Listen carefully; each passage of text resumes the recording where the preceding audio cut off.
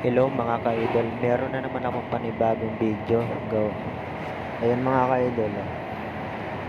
Ayun yung mga kasama ko mga ka-idol. Ilan lang kami. Ayan. Ayan sila. Mga kasamahan ko mga ka-idol. Medyo hirap na nga siya nagpapala. Ayan.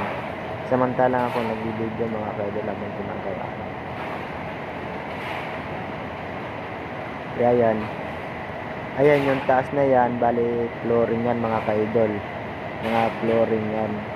At saka yan, yung ilalim na yan, diyan yung flooring sa baba. Dahil, ayan yung taas. Ayan, flooring yan mga ka-idol. Bali, tataasan pa namin yan mga ka-idol ang bubong. Ayan, tataasan pa namin yan ang bubong. Kasi siguro mga 5 feet ang taas niyan mga ka-idol.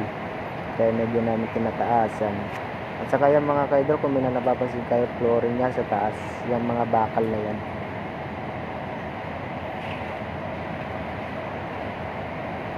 Siguro mga 1 buwan na rin kami dito mga ka-idol, dito sa poultry.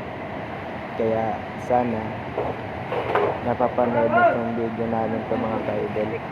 Kasi medyo mahirap, pero dahil sa sobrang hirap ng trabaho, Baliw. kaya siguro akala ng kasama ko, pinipicturean ko siya. Hindi niya alam, gumagawa ko ng video. Tapos siya kami dito sa TikTok mga ka-idol. Kaya yan.